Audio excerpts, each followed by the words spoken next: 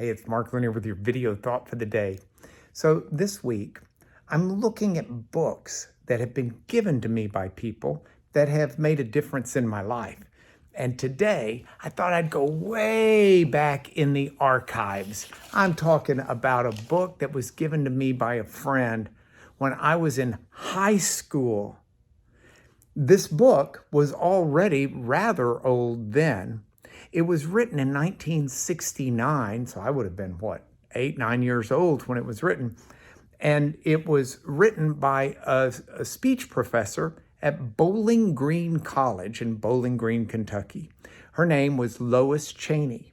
And I had never heard of the book when it was introduced to me by my friend, but my friend said, read this book. It's a great book.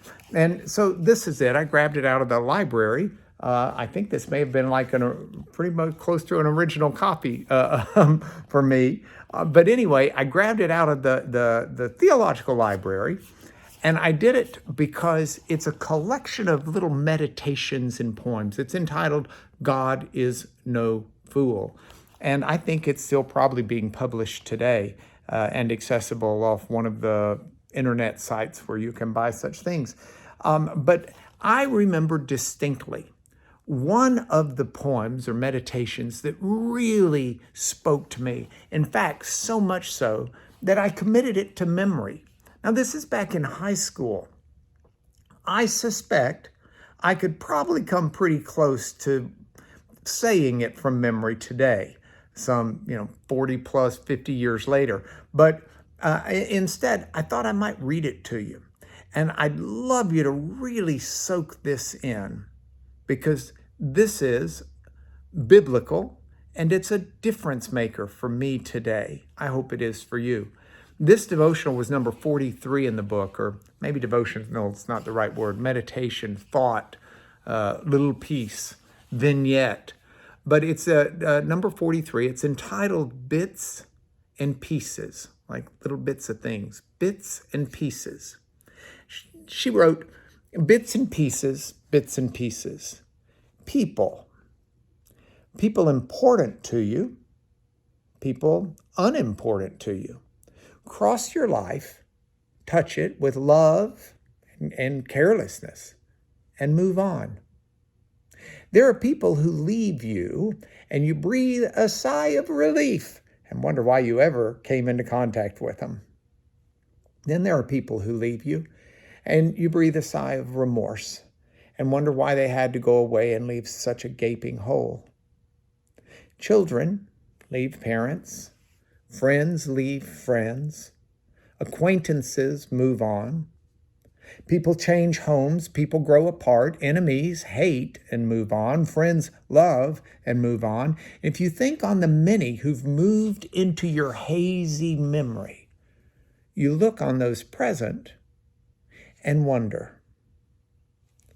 I believe in God's master plan in our lives. He moves people in and out of each other's lives, and each leaves their mark on the other. You find you're made up of bits and pieces of all who touched your life, and you're more because of it, and you would be less if they had not touched your life. Pray God that you accept the bits and pieces in humility and wonder, and never question and never regret. Bits and pieces. I really like that. Reminds me a lot of the biblical story of Ruth.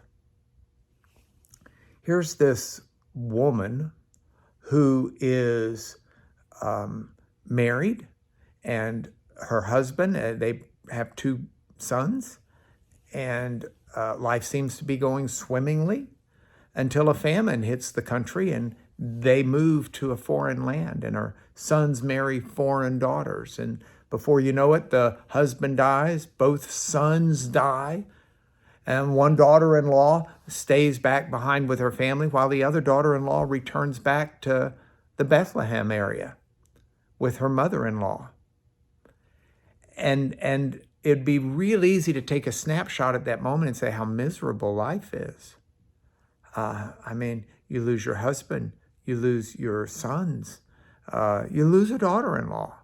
and all you've got left is one daughter-in-law. And yet, God was at work in all of that movement in and out. For that daughter-in-law met a distant relative named Boaz, and they subsequently got married, and they subsequently had a child who had a child who birthed King David. And that's the lineage of the Lord Jesus.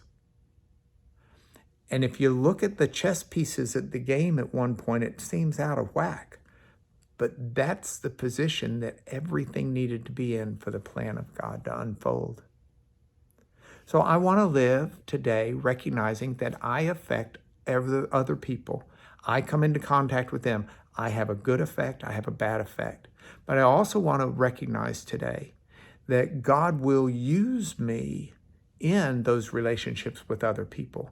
So I want to live responsibly. If you're here on this planet right now, God uses you in the lives of others. Think about that today, and we'll look at another book tomorrow.